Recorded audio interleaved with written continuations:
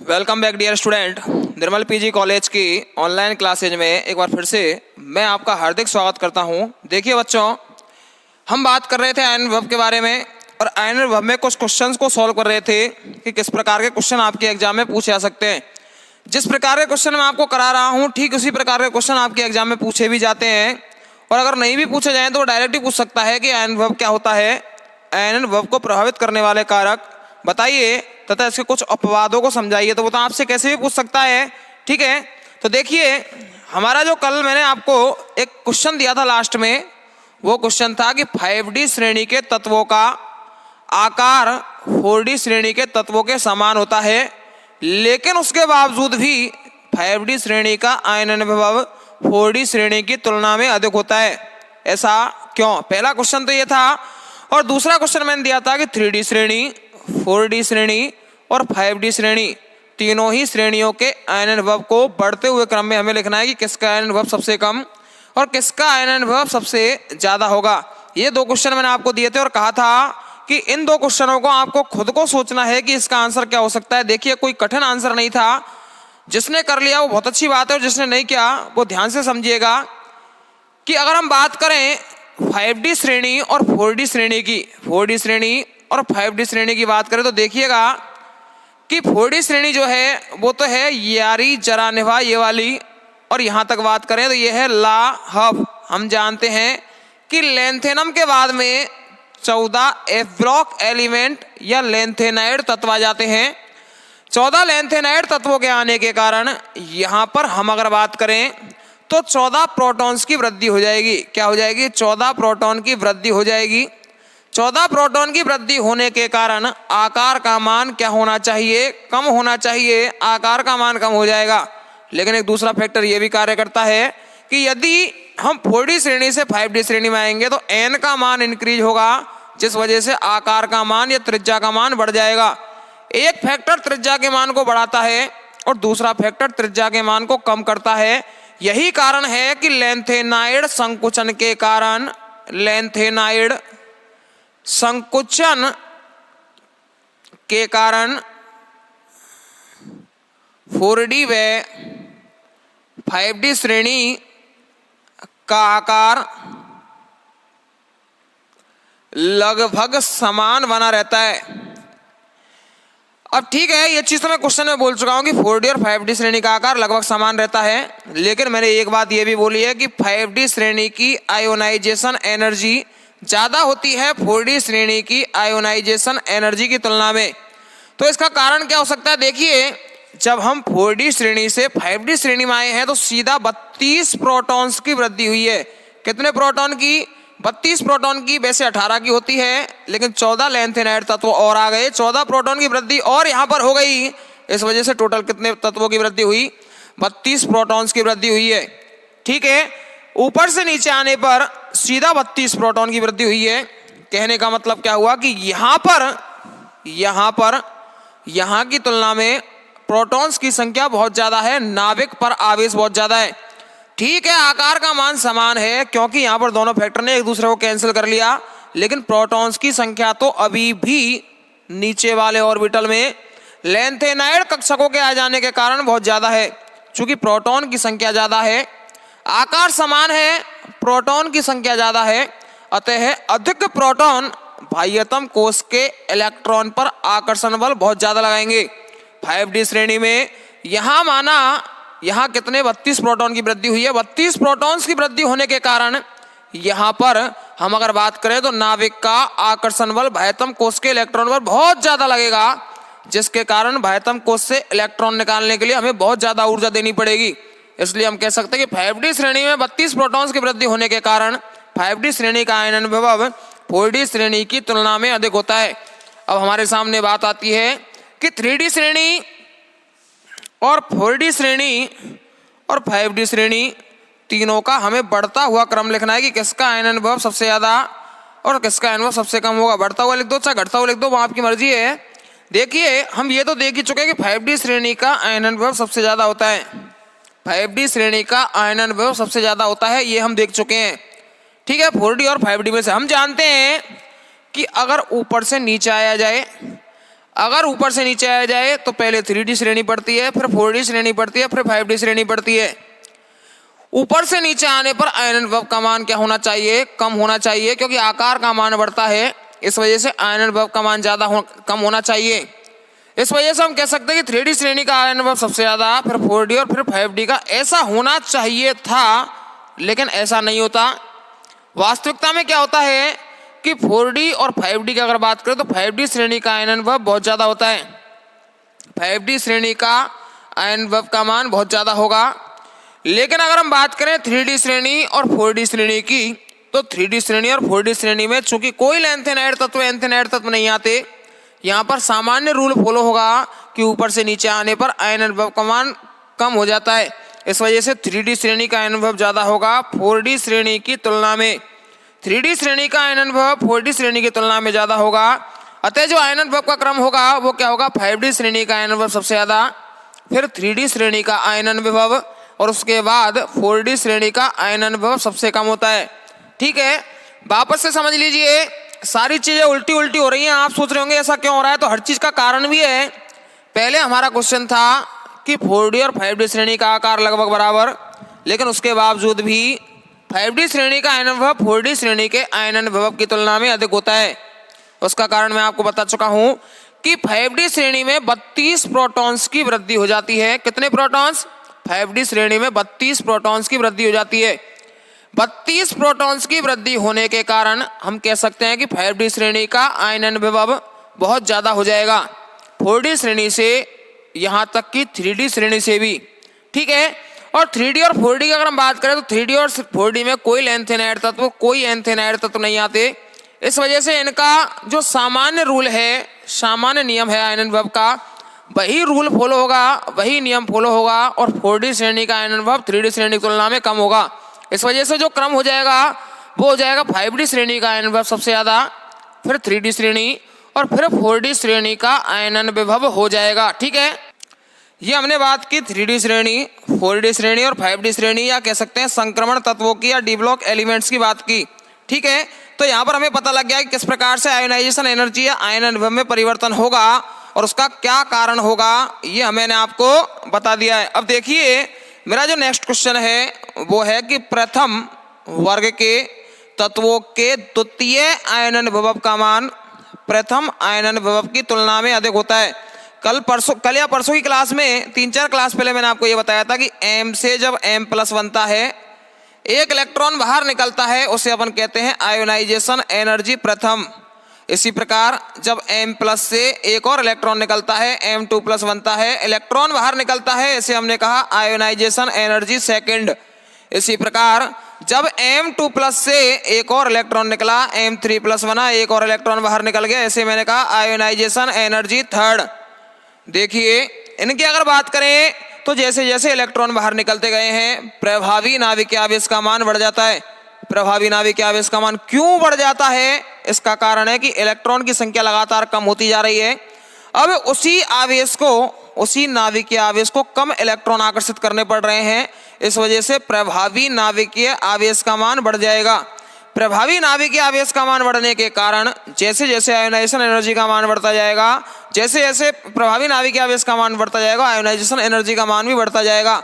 अतः ionisation energy third सबसे ज्यादा, आयोनाइजेशन एनर्जी सेकेंड उससे कम, और आयोनाइजेशन एनर्जी फर्स्ट सबसे कम होगी। ठीक है, ये ऑर्डर मैंने आपको बताया था। अभी जो हमारे सामने क्वेश्चन है वो क्वेश्चन है कि वर्ग संख्या 1 या प्रथम वर्ग के जो तत्व हैं उनकी द्वितीय आयनन ऊर्जा का मान प्रथम आयनन ऊर्जा की तुलना में अधिक होता है। क्यों? वर्ग संख्या 1 के तत्वों की द्वितीय आयनन ऊर्जा का मान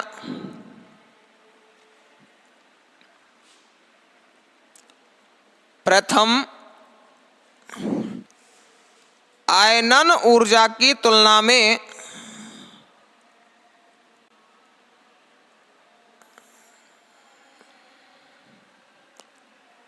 अधिक होता है।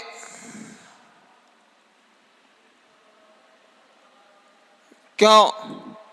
क्वेश्चन क्या है कि द्वितीय आयन विभव का मान प्रथम आयन विभव की तुलना में अधिक होता है, क्यों? सबसे पहले हमें वर्ग फर्स्ट के एलिमेंट देखने हैं कि कौन कौन से वर्ग फर्स्ट के एलिमेंट है। लिथियम, सोडियम, पोटेशियम, इस प्रकार से ये क्या है, ये सभी वर्ग फर्स्ट के एलिमेंट हैं। जैसे माना मैं एक एग्जाम्पल उठा लेता हूं, मैंने सोडियम का एग्जाम्पल उठाया। परमाणु क्रमांक 11, इसका इलेक्ट्रॉनिक विन्यास 1s2 2s2 2p6 3s1। मैं वापस से बात करता हूं दोनों आयोनाइजेशन एनर्जी, प्रथम आयोनाइजेशन एनर्जी और सेकंड आयोनाइजेशन एनर्जी की। जब Na गैसियस स्टेट में कन्वर्ट होगा Na प्लस में, जब Na कन्वर्ट होगा Na प्लस, एक इलेक्ट्रॉन बाहर निकलेगा, इसे हम कहेंगे आयोनाइजेशन एनर्जी फर्स्ट। जब आयोनाइजेशन एनर्जी फर्स्ट लगाई तो बना Na प्लस।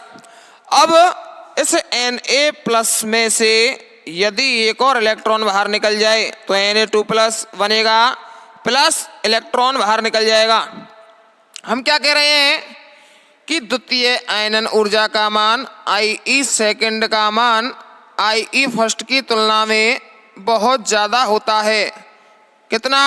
लगभग अगर बात किया 7 से लेकर 14 गुना तक क्या होता है, ये अधिक होता है।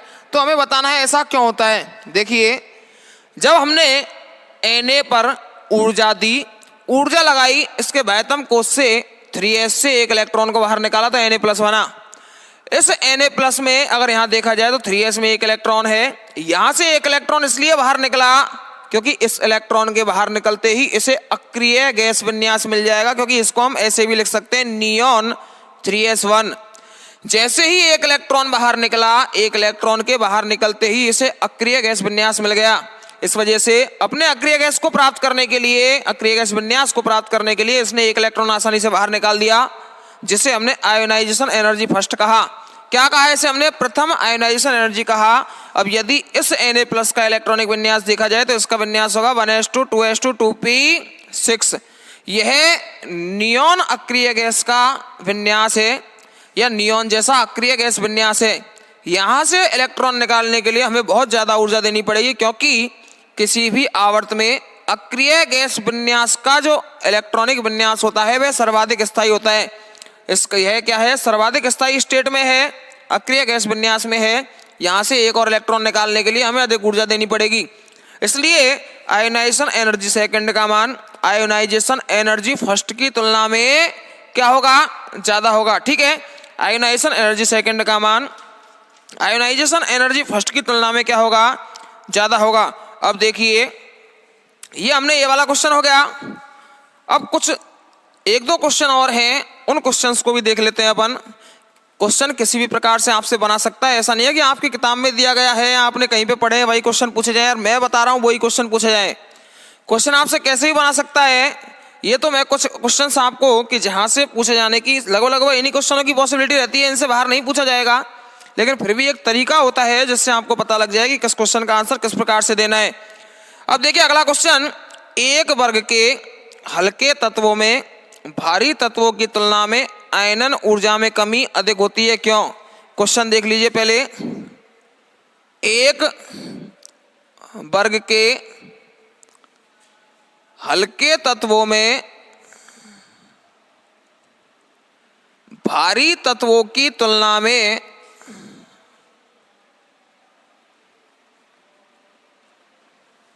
आयनन ऊर्जा में कमी अधिक होती है, क्यों? देखिए, इस प्रकार के क्वेश्चंस को समझना ही बहुत कठिन हो जाता है। पहली बात तो कि ये पूछना क्या चाह रहा है, हमें बताना क्या है। तो आपको पहले इस क्वेश्चन को ध्यान से पढ़ना है कि इसने बोला है कि एक ही वर्ग के तत्व हैं, उनमें से हल्के तत्व। किसी वर्ग में सबसे हल्के तत्व कौन से होते हैं? जो सबसे पहले आते हैं, नीचे जाते जाते उनका द्रव्यमान बढ़ता जाता है। इस वजह से ऊपर वाले तत्वों की बात कर रहा है। इन हल्के तत्वों में भारी तत्वों की तुलना में आयनन ऊर्जा में कमी, कहने का मतलब डिफरेंस, इसकी आयनन ऊर्जा और नीचे वाले तत्व की आयनन ऊर्जा में कमी या इनका डिफरेंस ज्यादा होगा नीचे वाले तत्वों की आयनन ऊर्जा से। जैसे मैं अगर बात करूं बोरॉन, एल्यूमिनियम, गैलियम, इंडियम और टेलुरियम, ये मेरे पास एक ही वर्ग के तत्व हैं।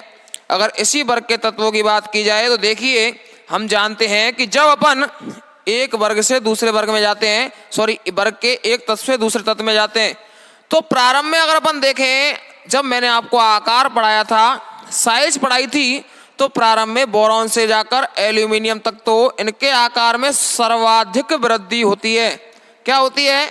सर्वाधिक वृद्धि होती है। लेकिन उससे नीचे जाने पर इनके वृद्धि का जो अंतर है, यह वृद्धि कम होने लग जाए। ऐसा नहीं है वृद्धि नहीं होती, वृद्धि तो इसमें भी होती है, इसके और इसके बीच में भी वृद्धि है, इसके बीच में भी आकार में वृद्धि है, इसके और इसके बीच में भी आकार में वृद्धि है। लेकिन अगर हम बात करें तो इस वृद्धि के अंतर की तुलना में इस वृद्धि का अंतर कम होता है, इस वृद्धि का अंतर और कम होता है। ठीक है, इस प्रकार से जिस प्रकार से उन्हें वृद्धि में देखा था, इसी प्रकार से आयनन ऊर्जा में देखना है। वृद्धि में हमने क्या देखा, एक बार वापस से मैं रिपीट कर देता हूं कि बोरॉन और एल्यूमिनियम के तत्वों में सर्वाधिक वृद्धि होती है। लेकिन जैसे ही हम एल्यूमिनियम से गैलियम पर जाते हैं, जैसे ही हम एल्यूमिनियम से गैलियम पर गए, यहाँ पर डी ब्लॉक के एलिमेंट आ जाते हैं। क्या आ जाते हैं? मध्य में डी ब्लॉक एलिमेंट आ जाते हैं, क्योंकि इसका गैलियम का इलेक्ट्रॉनिक विन्यास होगा 31 से पहले अपन देखते हैं 21 से लेकर 30 तक डी ब्लॉक एलिमेंट आ जाते हैं। डी ब्लॉक के एलिमेंटों के आने के कारण यहाँ पर क्या होगा, जैसे ही डी ब्लॉक एलिमेंट्स आए, हम जानते हैं कि डी ब्लॉक के तत्वों का आकार लगभग समान होता है। मैंने आपको क्वेश्चन कराया भी था कि डी ब्लॉक एलिमेंट्स का आकार लगभग समान होता है। क्यों? तो इनका आकार क्या होता है, लगभग समान होता है। इस वजह से इन यहाँ से यहाँ आने में वृद्धि इतनी ज्यादा नहीं हो पाती जितनी यहाँ पर हो जाती है। कहने का मतलब डी ब्लॉक एलिमेंट्स के आने के कारण, डी ब्लॉक एलिमेंट्स के आने के कारण यहाँ वृद्धि कम होती है, लेकिन यहाँ वृद्धि सर्वाधिक होती है। अब मुझे एक चीज बताइए कि जहां पर वृद्धि सर्वाधिक होगी वहां पर आयनन ऊर्जा का मान सबसे कम होगा। जहां वृद्धि का मान जितना ज्यादा होगा, वृद्धि का अंतर जितना ज्यादा होगा, यहाँ वृद्धि का अंतर बहुत ज्यादा है। तो एक चीज बताइए मुझे, यहां से यहाँ बोरॉन से एल्यूमिनियम पर जाने पर वृद्धि बहुत ज्यादा हुई है, तो आयनन ऊर्जा में कमी भी बहुत ज्यादा ही होगी। वृद्धि बहुत ज्यादा हुई है, इस वजह से आयनन ऊर्जा में कमी भी बहुत ज्यादा होगी। बातों को ध्यान से सुनिएगा तभी आपके समझ में आएगी। मैंने कहा कि बोरॉन से एल्यूमिनियम तक जाने में सर्वाधिक वृद्धि हुई है। वृद्धि का मतलब है कि नाभिक से बाह्यतम कोश के इलेक्ट्रॉन की दूरी का मान बहुत ज्यादा है, इस वजह से वहां से इलेक्ट्रॉन आसानी से निकाला जा सकता है। बोरॉन की तुलना में एल्यूमिनियम का आयनन विभव बहुत कम होगा। इनके आयनन विभव में जो कमी है, उस कमी का मान क्या होगा, ज्यादा होगा। लेकिन जब हम एल्यूमिनियम से गैलियम में जाएंगे तो साइज में इतना ज्यादा डिफरेंस नहीं होता जितना बोरॉन और एल्यूमिनियम के होता है। जब साइज में इतना ज्यादा वृद्धि नहीं होगी तो आयनन ऊर्जा में इतनी ज्यादा कमी भी नहीं होगी। होने वाली कमी का मान क्या हो जाएगा, कम हो जाएगा। ठीक है, इस वजह से हम कह सकते हैं कि प्रथम जो दो तत्व हैं इनमें सर्वाधिक कमी होगी, लेकिन बाद वाले तत्वों में होने वाली कमी क्या हो जाएगी, कम हो जाएगी। क्वेश्चन भी हमारा ये बोल रहा है कि एक ही वर्ग के हल्के तत्वों में भारी तत्वों की तुलना में आयनन ऊर्जा में कमी अधिक होती है। यहाँ पर ये जो हल्के तत्व हैं बोरॉन और एल्यूमिनियम, इनमें आयनन ऊर्जा में कमी क्या होती है, अधिक होती है, ज्यादा होती है। किसकी तुलना में? भारी तत्वों की तुलना में। तो उसका कारण क्या है? क्योंकि बोरॉन और एल्यूमिनियम दोनों के मध्य में डी ब्लॉक एलिमेंट्स का कोई तत्व नहीं आता, डी ब्लॉक एलिमेंट्स नहीं आते, डी ऑर्बिटल में कोई इलेक्ट्रॉन नहीं भरा जाता। इस वजह से यहाँ पर आकार में वृद्धि सर्वाधिक होगी। आकार में वृद्धि सर्वाधिक होगी, इसका मतलब क्या हुआ कि होने वाली कमी सर्वाधिक होगी। इधर वृद्धि सर्वाधिक है तो हम जानते हैं कि आयनन विभव आकार के व्युत्क्रमानुपाती होता है। जब यहाँ पर आकार में वृद्धि सर्वाधिक है तो वहां पर आयनन ऊर्जा में कमी भी सर्वाधिक ही होगी। ठीक है, इस वजह से इनमें आयनन ऊर्जा में कमी सर्वाधिक होगी। इनकी बात करें तो आयनन ऊर्जा में कमी तो होगी, लेकिन इतनी ज्यादा कमी नहीं होगी जितना प्रथम तत्व और द्वितीय तत्व में हो रही है। ठीक है, तो ये चीजें छोटी छोटी चीजें हैं पर हमें बहुत परेशान करती हैं कि इसका आंसर कैसे बताया जाए। अब देखिए, ये हमने बात की कि किस प्रकार से S block, P block, D block और एफ ब्लॉक के तत्वों में आयनन ऊर्जा में कमी होती है। अब आप सोच रहे हैं सर आपने ब्लॉक तो बताया नहीं। मैं जब बार बार काम में ले रहा हूं, प्रथम संक्रमण श्रेणी, द्वितीय संक्रमण श्रेणी, तृतीय संक्रमण श्रेणी, तो वो डी ब्लॉक हो गए। जब मैंने काम में लिया लेंथेनाइड श्रेणी बीच में आई, उस वो हो गए डी एफ ब्लॉक। जैसे ही मैंने प्रथम प्रथम वर्ग और द्वितीय वर्ग का एग्जाम्पल ले रहा था, तब था वो एस ब्लॉक। और जब मैंने ये आपके 13वें वर्ग 14वें वर्ग की बात की, नाइट्रोजन ऑक्सीजन फास्फोरस सल्फर की बात की, उस टाइम में किसकी बात कर रहा था, पी ब्लॉक की बात कर रहा था। ठीक है, तो हम सब में आयनन ऊर्जा की बात कर चुके हैं। जिस प्रकार से यहाँ से क्वेश्चन बन सकते थे मैंने सभी प्रकार के क्वेश्चन आपको बता दिए। अब देखिए, ये तो थी बात आयनन ऊर्जा की। अब मैं बात करता हूं कि आयनन ऊर्जा तो हमने पढ़ ली, लेकिन आयनन ऊर्जा के जो रासायनिक व्यवहार हैं, ये आयनन ऊर्जा किस किस चीज को इफेक्ट करती है, इसके कौन कौन से एप्लीकेशन हैं, कौन कौन से अनुप्रयोग हैं, उनकी बात करते हैं। देखिए, सबसे पहला जो अनुप्रयोग होगा वो अनुप्रयोग होगा धात्विक गुण। कौन सा होगा? सबसे पहला जो अनुप्रयोग है वो होगा धात्विक गुण। कहने का मतलब मेटेलिक प्रॉपर्टी। कौन सा? Metallic property. आज की क्लास में एक ही हो पाएगा, धात्विक गुण। देखिए, सबसे पहले तो हमें यह पता होना चाहिए कि आखिर ये धातुएं कौन सी हैं। हमें यह पता होना चाहिए कि धातुएं कौन सी हैं। तो देखिए, सामान्यतः एस ब्लॉक, डी ब्लॉक और एफ ब्लॉक के तत्व धातु ही होते हैं। एस ब्लॉक, डी ब्लॉक और एफ ब्लॉक के तत्व धातु होते हैं। एस ब्लॉक की बात करें, इसमें दो धातुएं पाई जाती हैं, एक तो क्षारीय धातु वर्ग संख्या 1 के तत्व, और एक पाई जाती है क्षारीय मृदा धातु। ये होते हैं आपके वर्ग संख्या 2 के तत्व। ठीक है, हम डी और एफ को तो जानते हैं कि इनके तत्व क्या होते हैं, धातु होते हैं। लेकिन अगर पी ब्लॉक की बात करें तो पी ब्लॉक के एलिमेंट कैसे होते हैं? अधात्विक प्रकृति के होते हैं, अधातु होते हैं। कुछ तत्व ऐसे भी होते हैं पी ब्लॉक में जो कि धातु और अधातु दोनों के मध्य का कार्य करते हैं, उन्हें हम उपधातु कहते हैं। ठीक है, तो अधातु और उपधातु दोनों पी ब्लॉक में पाई जाती है, लेकिन धातुएं एस ब्लॉक, डी ब्लॉक और एफ ब्लॉक में पाई जाती हैं।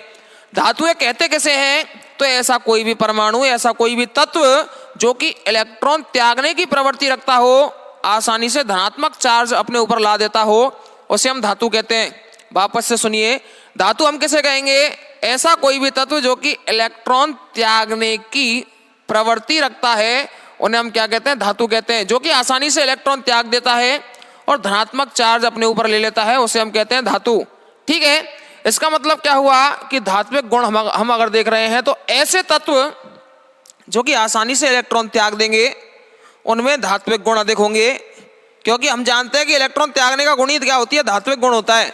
यहां से वे तत्व जो आसानी से इलेक्ट्रॉन त्याग देंगे, उनमें धात्विक गुण अधिक होगा, और वे तत्व जो कि आसानी से इलेक्ट्रॉन नहीं त्यागेंगे, उनमें धात्विक गुण कम, लेकिन अधात्विक गुण ज्यादा हो जाएगा।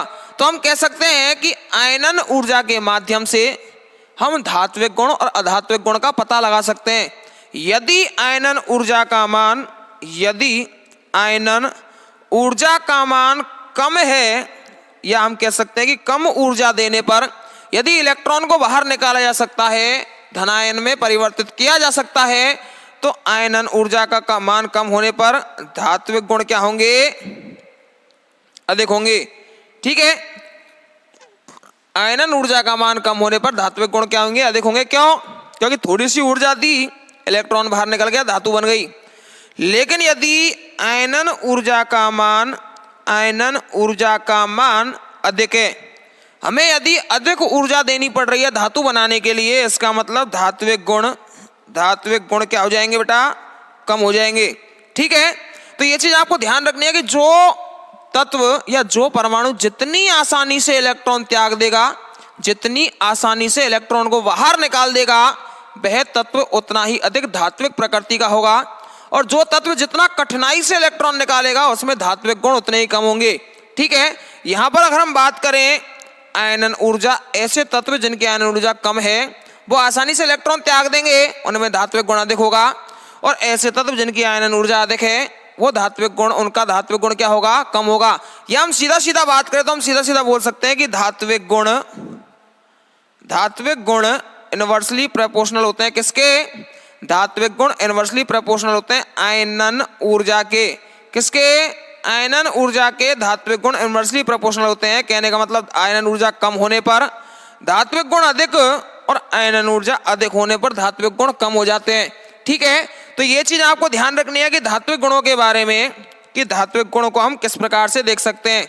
ठीक है, तो देखिए, अगर मैं बात करूं यहाँ पर प्रथम वर्ग की, अगर मैं प्रथम वर्ग की बात करूं तो वो आसानी से अपने 1 इलेक्ट्रॉन निकाल देते हैं, क्योंकि उनकी आयनन ऊर्जा का मान क्या होगा, कम होगा, क्योंकि वो आवर्त में सबसे पहले पाए जाते हैं। और हम जानते हैं कि बाएं से दाएं जाने पर आयनन ऊर्जा का मान अधिक होता है, और ये तो इधर की साइड पाए जा रहे हैं, इसलिए आयनन ऊर्जा का मान अपने आवर्त में सबसे कम होगा, इसलिए इनमें आयनन ऊर्जा का मान कम होता है। इस वजह से वर्ग प्रथम के जो तत्व हैं वो धात्विक प्रकृति के होते हैं। ठीक है, तो आपको तो केवल इतना सा याद रखना है कि आयनन ऊर्जा का मान यदि कम है तो वो आसानी से इलेक्ट्रॉन त्याग देगा, धात्विक गुण अधिक होंगे, और यदि आयनन ऊर्जा का मान अधिक है तो वो आसानी से इलेक्ट्रॉन नहीं त्यागेगा, उसके लिए हमें अधिक ऊर्जा देनी पड़ेगी, अधिक आयनन ऊर्जा लगानी पड़ेगी। अतः हम कह सकते हैं कि वहां पर धात्विक गुण कम हो जाएंगे। धात्विक गुण क्या हो जाएंगे, वहां पर धात्विक गुण का मान कम हो जाएगा। तो ये हमने केवल आज एक ही एप्लीकेशन देखी है, ऐसा नहीं है कि एक ही एप्लीकेशन है, अभी 3-4 एप्लीकेशंस और हैं, 3-4 अनुप्रयोग और हैं आयनन विभव के, उन्हें हम देखते हैं नेक्स्ट क्लास में। आज के लिए इतना ही, आपके लिए बहुत बहुत धन्यवाद।